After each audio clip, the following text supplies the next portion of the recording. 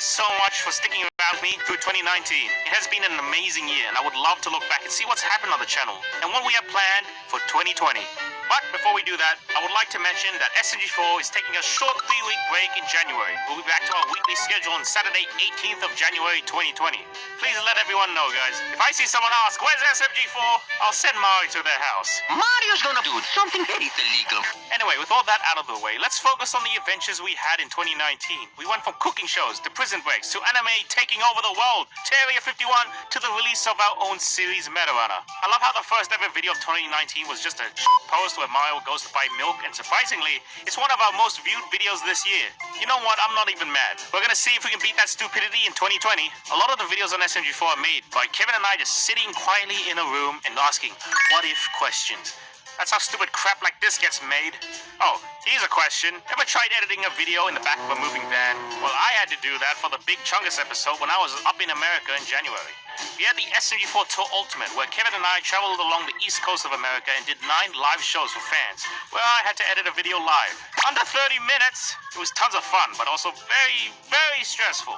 My favorite part of touring is just meeting you guys. Many people come up to me and say how SMG4 has gotten them through hard times, or just given them a good old laugh, and it warms my heart every time. What was not fun was the pain and headaches I had to endure from trying to edit while in the back of a van, or traveling all over America. It helped Kevin and I learn a lot about the culture. Things like every 5 steps you take, there's always a food joint nearby. They're everywhere, and there's so much driving. America, please have everything just closer together. Thank you. And Texas, I must say, you have pretty damn good barbecue. We salute you. Oh yeah, and we were able to meet Mario at the Nintendo New York store. Hello, my friends at SMG4. It's me, Mario. That was crazy, but more so celebrating New Year's in the New York Times Square. Though I'm sad that I missed out on Ninja's Fortnite dancing during that event. I want to see some movement. I'm not seeing enough movement. Anyway, reeling back to SMG4, I'd say the main course for this year had to be the anime arc. Probably one of the most emotionally impacting and convoluted arc we've made to date on SMG4. And if you haven't watched it yet, please do. You will not regret watching it. We're about to get into heavy spoilers. Now let me tell you the funny story of how the anime arc came to be. So the original story was completely different. You see, Kevin likes watching a lot of crime-related Netflix shows, so he had this brilliant idea. What if we did the crime boss trope, but with bookends and anime? You heard that right. Bookends was originally meant to be the main character of this arc. The plot would be, anime would be banned from the Mushroom Kingdom, and Bookends ended up becoming a kingpin and attempted to smuggle anime into the kingdom, and he would eventually start his own company called Boopco. He even made a logo for it. Of course, you can see that storyline in the existing story arc in the episode Mario's Illegal Operation. The only problem with doing that as a full arc is that we felt there was not enough substance. It just felt that it was too short to be an arc. But as an episode alone, it was a great idea. So we went back to the drawing board. Now on the other hand, we also wanted to do a Splatfest story arc involving Meggy, where Meggy would do the Splatfest like normal, but have something attack her in the middle of the competition. I think you guys are starting to see some stuff, come together here. We wanted like an anti-Inkling/alien species that would stop the competition, then kidnap the Inklings. For some reason, I don't know how, but we ended up considering like a little shark species that would catch the Inklings and cook them, and they wore little chef hats. Yeah. We wanted to introduce a whole new species and a new location with this, but Karen and I realized this was way too much work for us. It would take a lot of time and resources to create something like this, and we were already focusing on Meta Runner at the time. So we reeled it back to one antagonist. Guess who it was meant to be? Axel, baby. That's right, Axel was envisioned as the antagonist of this arc. He was meant to disrupt the Splatfest and kidnap a lot of Inklings, but there was only one problem. We couldn't figure out a motive, nor how a single guy could pull that off. It was a problem that puzzled us for the longest time. Now, Kevin and I usually go on these long walks together at night, whenever we have trouble thinking of ideas. You see, when you work on SMG4, you need to constantly be creative and have ideas, all the time. Video ideas, meta-runner plots, story arcs, new characters, that's a lot. So we made it a habit to do these 2 to 3 hour walks. It's real nice bonding time, We drive to pretty much any random beach or harbor and just talk. It's really refreshing, and I always look forward to these walks. Because we usually get KFC! Boy! Okay, sorry. Anyway, so we couldn't figure out a way for Axel to do a mass kidnapping by himself. So during one of these walks, Kevin just randomly blurted out, what if anime just took over everything? And I was like, what? Long story short, we followed that train of thought for some reason, and that's how we came up with Inkweaver and the power to create anime characters. So now it was Axel and his anime army that was to disrupt the Splatfest. Now the only issue with that is still why kidnap Inklings? How would that help Axel? We then came up with the Inkling ink being useful for creating longer-lasting forms of Inkweaver's creations.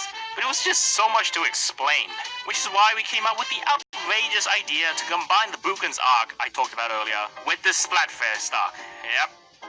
Axel became a good guy so we could explain the whole importance of Inkling ink and a hero to remove the anime ban. And we made Francis bad because who the hell would like this guy? Look how punchable his face is. Then, every other plot point sort of just fell into place, and that's the creation of the arc in a nutshell. It's sort of this weird amalgamation of two arc ideas we had into one, which is why they sort of felt like two chapters. Oh no! That's probably nothing. Let me tell you, I was really afraid of how the reception would go with Destiny's death. I kept thinking people would hate it, but you guys seem to be so moved by it, which is really great to hear. Man, I never felt so sad or against doing a scene than when I had to do that death scene. I felt horrible, more because I was going to have to make everyone else sad too. I kept yelling to Kevin, Kev, do I have to do this? Oh, Kev, do I have to do this? Do it. But in the end, it was a big step for SMG4, and I'm glad we were able to pull off something so emotional. Looking back at all that, we probably won't do such long arcs. 12 episodes did feel pretty long, and I know some people felt the same. We do plan on making shorter arcs or just longer videos that are more story-centered. What do you guys think? Please comment your opinions, they really do help. We were also very lucky to hit 3 million subs this year. The 3 million collab that we put together was amazing, and I want to thank all you guys for participating in that. And I've read that a lot of people have been asking for some more Seb Modnars, and I really want to do more of that, so I'm going to aim to do that in 2020 as well. We also released models of our characters this year to the Steam Workshop, and everyone has been using them in awesome posters, so I'm very happy that we did that. This year also marked where I'm beginning to do these story time videos. It's a neat way for me to connect with you guys, so I'm glad I'm starting to do these. And I know last year in 2018, people were sad that there was no recap video like this, so here we are. Now, Metarunner, Kevin and I's passion project that has been worked on since late 2017. It dropped this year on the channel. It received great positive reviews from you guys, and all of you have been yearning for more. We got into a few notable news articles too. Let me tell you, the development of the series was no easy task. I spent a lot of nights staying up until 3 AM just trying to get stuff done, and we still just made it to the finish line in the end. I want to thank my team at Glitch Productions who helped make the series possible. The team is constantly growing, and it's all thanks to you guys, the audience, for enjoying Metarunner. We also hosted our first Metarunner booth this year as well.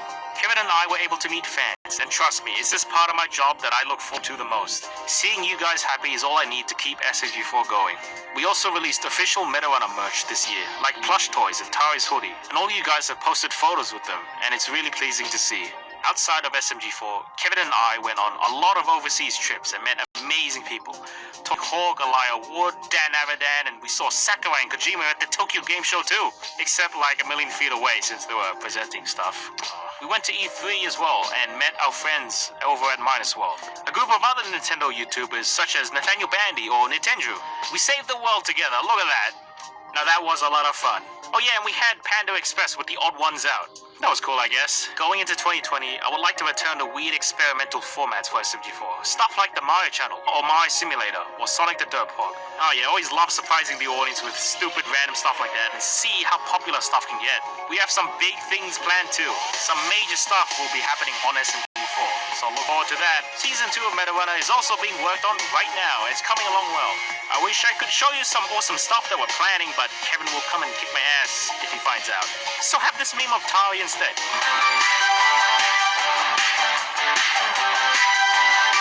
Also, quick but important question. This year, we redesigned Meggy. So what do you guys think if we redesign characters like SMG4?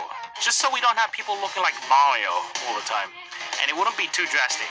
I see a lot of good fan art on the Amino and Demon art and all that, and I'm always thinking that it would be nice to make SMG4 look more unique. Please comment below. I'm really curious as to what you guys' thoughts are. We'll also be moving offices to a bigger place in 2020, so that's exciting. It's gonna be a great new chapter with plenty of more weird crap to come on SMG4. So guys, thanks for sticking with me and the channel this year. Here's to the next. And to cap things off, here's a happy little video compilation I made. Happy New Year's from me, Kevin, Glitch Productions, and the SMG4 cast.